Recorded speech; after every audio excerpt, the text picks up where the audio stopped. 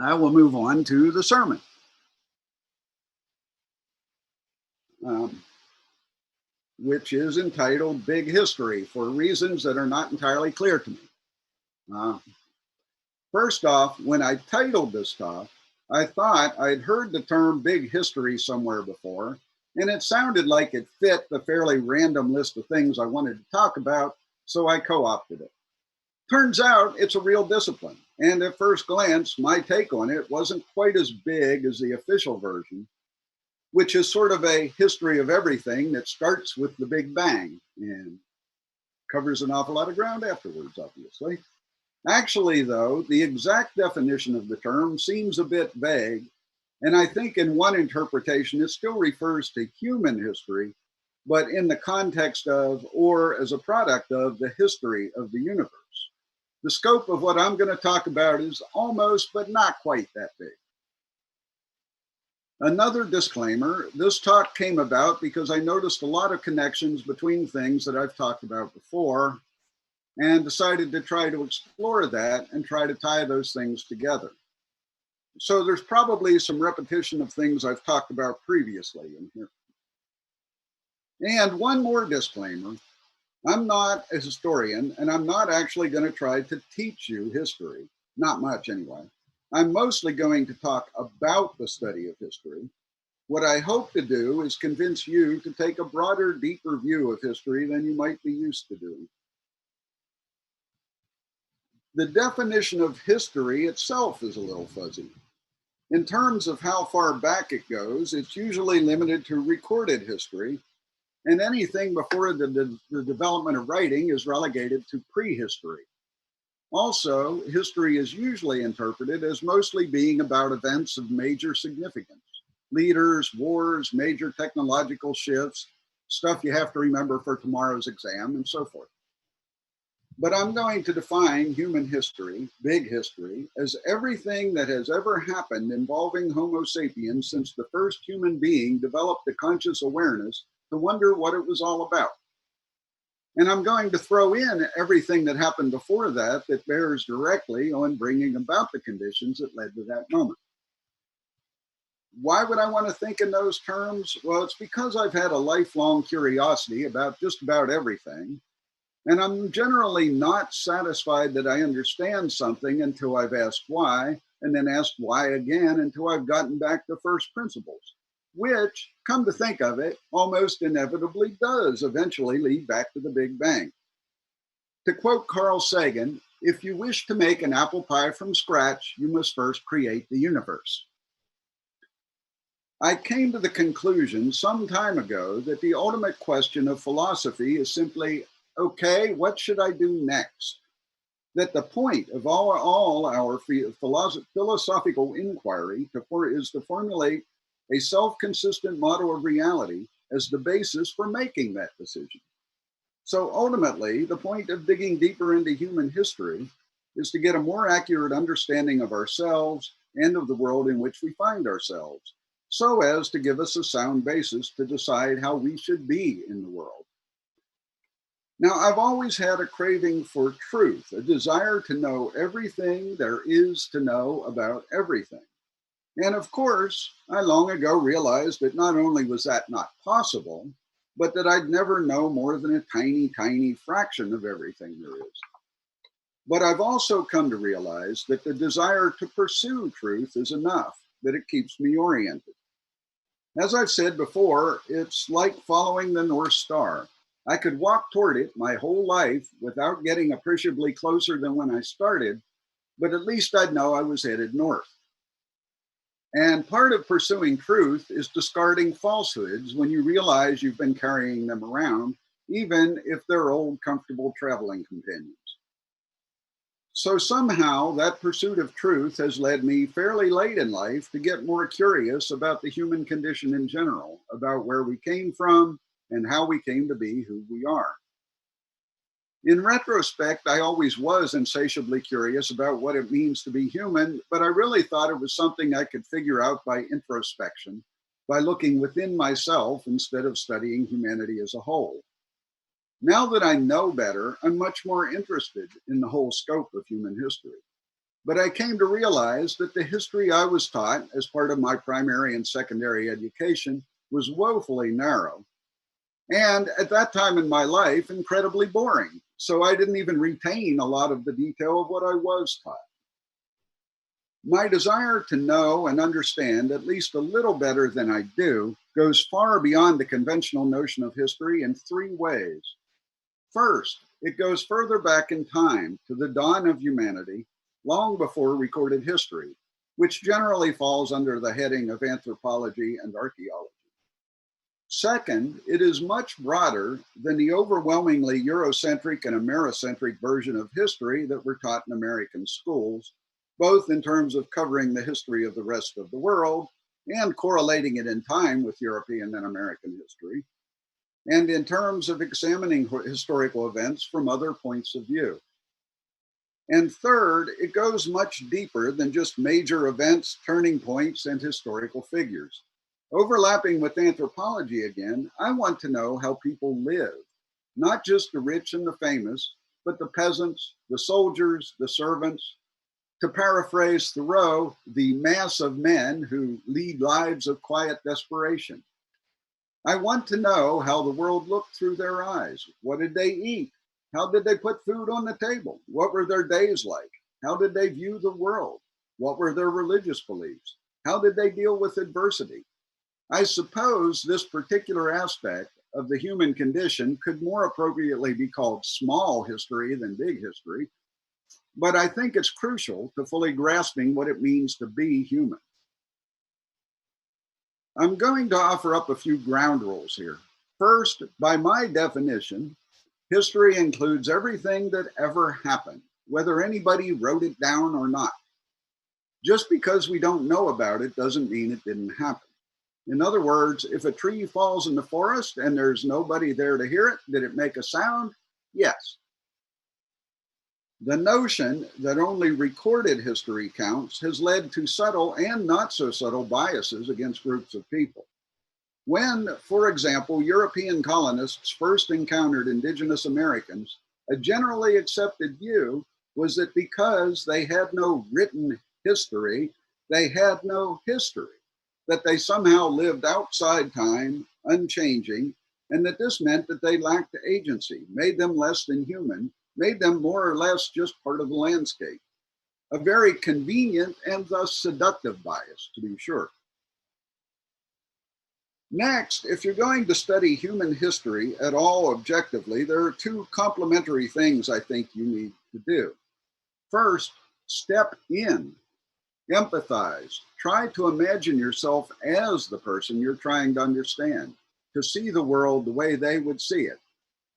If appropriate, try to do it from both sides. For example, try looking at the world from the point of view of an enslaved African on a southern plantation and from the point of view of his white overseer. How do they each see the world? What transpired in their lives to bring them to this point? And if you can't get very far with that, then you know where you have to study a little more to deepen your understanding. And second, step out. Try to shed your emotional attachment to the past. Don't take history so personally. Maybe imagine you're a graduate student from another planet doing field research on your dissertation on alien life forms. Be prepared to accept truth even if it upsets your conditioned or preconceived notions. And if that happens, and it probably will, take a deep breath and remember this. You are not responsible for the sins, intentional or otherwise, of your ancestors. The world when you got here was what it was, and you really didn't have anything to do with it being that way. However, once you know better, you do become fully responsible for your own actions and for living into what you know. There are insights you may not want to go digging for because once you've seen them, you can't unsee them. And then you might feel compelled to help repair the damage, even if it's not your responsibility. I'd urge you to do the digging anyway. For me, at least, the idea of going through life with blinders on terrifies me far more than what I might see if I removed the blinders. Of course, the flip side is you don't get to take credit for the achievements of your ancestors either. I'm not going to dive into whether being proud of your heritage is a good thing. It's way too dependent on exactly what you mean by pride and exactly what you mean by heritage. We cannot be perfectly objective. We cannot fully empathize with people whose experiences are vastly different than our own, and we cannot fully shed our cultural conditioning, but we can always do a little bit better, and it's worth the effort. As is probably obvious by now, no matter how precisely you define it, big history is of necessity a multidisciplinary endeavor. It has to involve not only traditional history, but anthropology, archaeology, geography, psychology, sociology, and many other fields of study, and the interactions between them.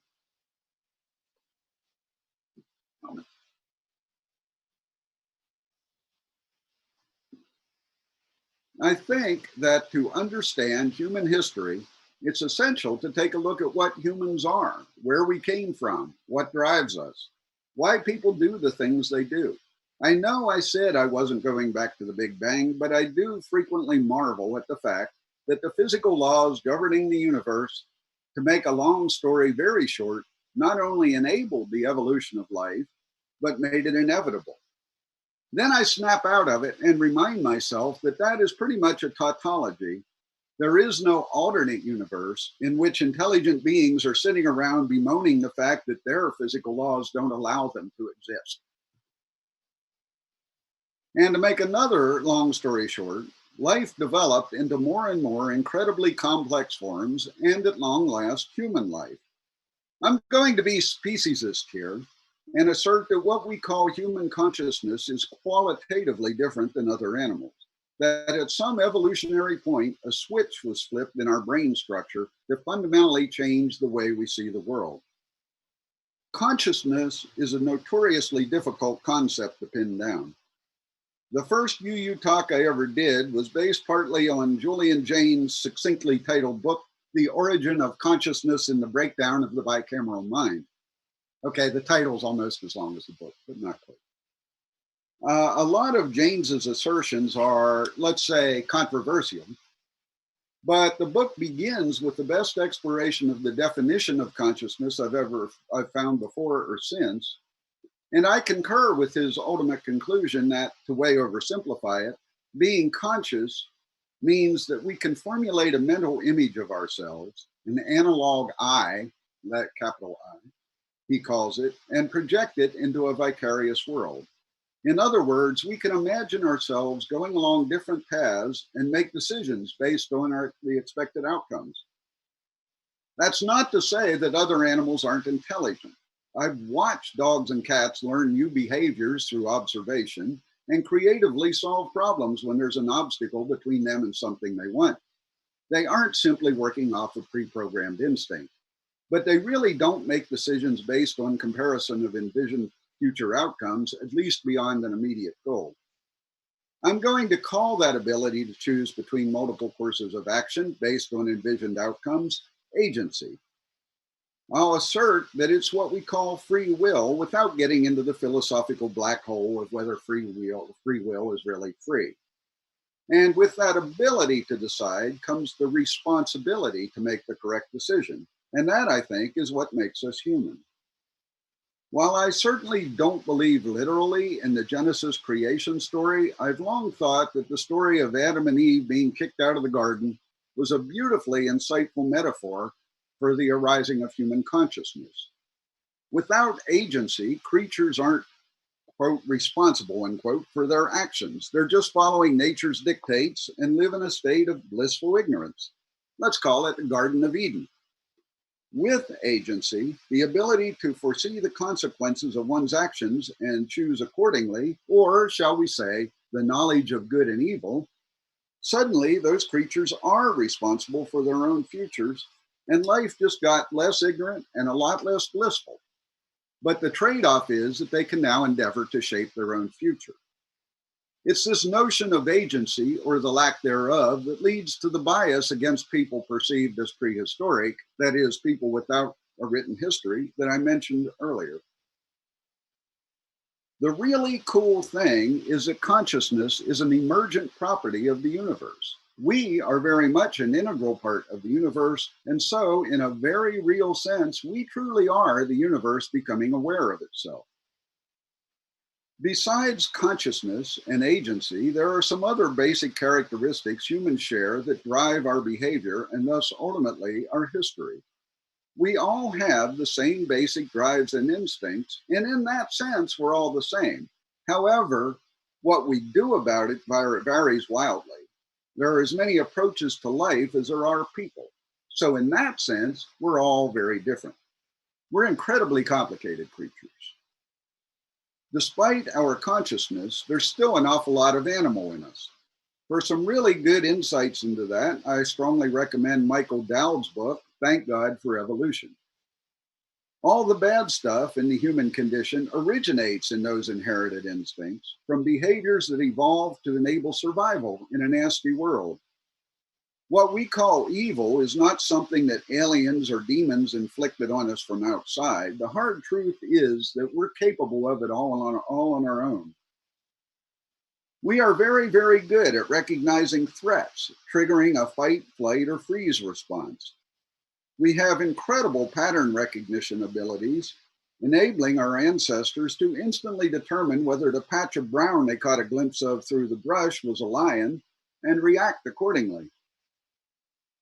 Unfortunately, these wonderful pattern recognition abilities enable us to see patterns that aren't there sometimes, which is kind of the basis for almost all conspiracy theories. Instantly sorting, characterizing, and judging, stereotyping in other words, was a necessary survival mechanism, as was the division of people into us and them, and to always initially look at them as a threat, because they frequently were.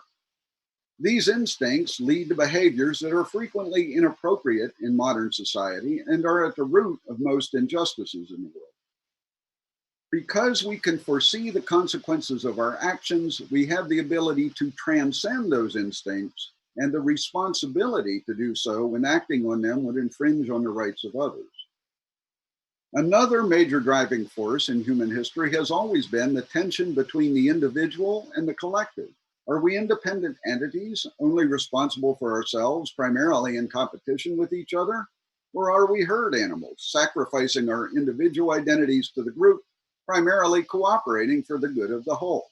Well, the truth is that we are, and always have been, somewhere in between with elements of both. And the balancing act between the individual and the collective has caused much of the conflict in human history. I'll leave it to you to ponder whether that becomes especially evident during a widespread public health crisis. And another is the tension between, shall we say, conservatism and progressivism, or to make it less political, between being very reluctant to change things and being very eager to change things.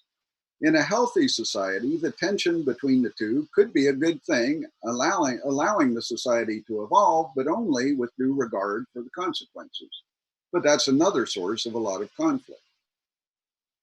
I want to talk about religion a little, not any particular religion, just some thoughts on the origins and roles of religion in general. I think religion probably originated soon after consciousness, when the ability to envision possible futures led to the inescapable awareness that one was inevitably going to die. UU theologian Forrest Church defined religion as our dual response to being alive and having to die. But more than that, it was an attempt to impose order on a chaotic world, to explain things we didn't want to admit we didn't have an explanation for. In my more cynical moments, I think a lot of ancient mythology was never actually meant for adults to believe, but was made up to keep the kids quiet when parents didn't want to admit that they didn't know everything. Daddy, what makes the sun go across the sky? Let's see. Well, there's this God who carries it across in his chariot. Yeah, that's it. And before long, it becomes part of your religion. And from that, wanting there to be an order to things, there came the notion that maybe if we did the right things, we could actually influence the behavior of the gods in our favor. And somewhere in there came the priesthood, when some enterprising souls decided that if they could convince others that only they knew how to intercede with the gods, then those others would support them. And onward and upward until organized religions became extremely powerful institutions and another major driver of human history. Rationalization is yet one more major driver of human behavior. People are by and large not evil, or at least they don't want to see themselves as evil, and very few of them set out to be evil. Everybody wants to go to sleep at night feeling good or at least okay about themselves. So we've gotten very good at rationalizing treating our fellow humans like crap, lying to ourselves. They deserved it. Our side's the good guys. It's really for their own good. I didn't want to, but I had no choice. Let's see. Many years ago, I learned that contrary to what I'd been led to believe, our founding fathers were not a bunch of devout Christians. That Jefferson was likely deist by belief with strong Unitarian leanings, and that he cut and pasted the Gospels to remove the supernatural bits. That Washington, Madison, and Monroe were also likely deist by belief, although there's not much evidence that religion played a particularly important part in their lives. That John Adams and John Quincy Adams were card-carrying Unitarians. That Benjamin Franklin was yet another deist. That Thomas Paine's The Age of Reason was the closest thing around to a deist Bible. That Abraham Lincoln was another deist by belief, largely as a result of stumbling across Paine's writing. And by the way, that Millard Fillmore and William Howard Taft were also card-carrying Unitarians.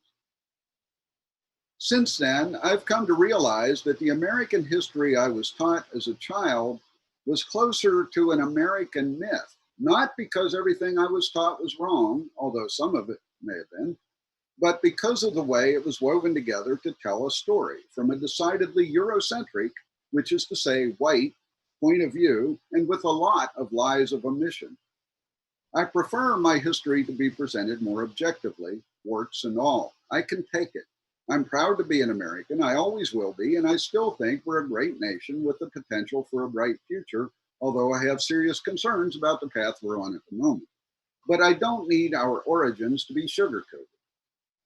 We sometimes excuse the actions of our ancestors by saying they lived in a different time and place, that they saw the world differently than we did.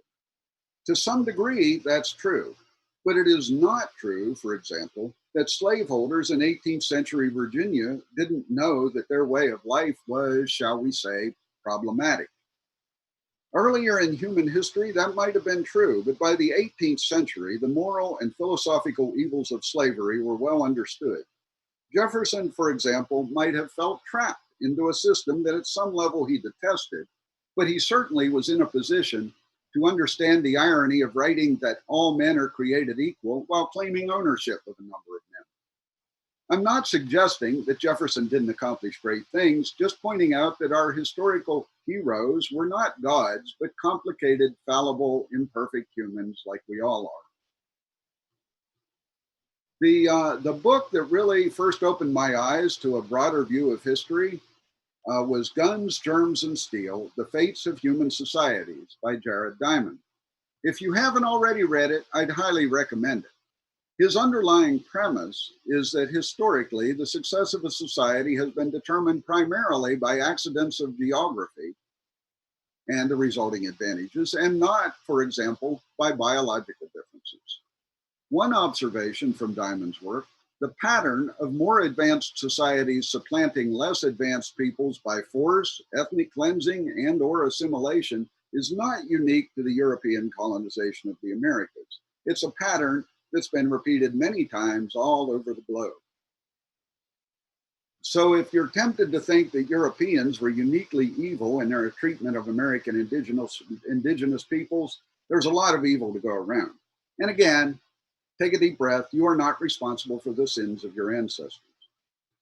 Diamond provides a lot of insight into big history questions like the origins of agriculture, for example. Shortly after reading Guns, Germs, and Steel, I stumbled across the book 1491, New Revelations of the Americas Before Columbus by Charles Mann, which opened my eyes to the long and rich history of the indigenous peoples of the Americas before the Europeans showed up, and all the misconceptions we have about that history. 1491, as it turns out, was an excellent follow-on to Diamond's book, providing a much more in-depth look at the Americas in particular. I recently finished another book by Mann, 1493, Uncovering the New World Columbus Created. It's not exactly a sequel. The central theme of 1493 is that Columbus's voyages and the subsequent so-called Columbian Exchange ushered in a new biological era in world history called the Homogeneosine, in which human activity is spreading pretty much everything around the globe and basically homogenizing the biosphere. The Homogeneosine era is characterized by a worldwide exchange of people, voluntarily or otherwise, plants, animals, natural resources, and, as you might have become aware recently, diseases. It's how epidemics become pandemics. Like most major changes in history, the Columbian Exchange has had some good consequences and a lot of not so good ones. Mann spends a lot of the book covering the fascinating history, fascinating because I never knew anything about it, of the Spanish occupation of South America, Central America, and Mexico, and the worldwide consequences of the Spanish silver trade, inextricably linking the fates of Spain, the Americas, the Philippines, and China. And Africa. He provides a lot of insight into the origins of and rationalized justifications for the African slave trade. Many enslaved Africans were taken to South America, where many of them, vastly outnumbering their European captors, decided they didn't want to stay enslaved and didn't so much revolt as simply walked off and settled elsewhere. Having realized just how limited and Americentric my knowledge of human history is, I'm thinking about undertaking a more detailed study, spending a couple of months each maybe focusing on the history of a specific area of the world and work my way around the world one region at a time. If I follow through on that intention, I'll keep you all posted. In the meantime, life's hard, help each other through it, try to leave it better than you found it, and thanks for listening.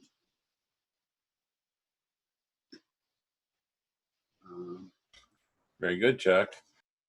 Now, going to do the closing words here, which I have to find my sheet to remember what they are. Number 687.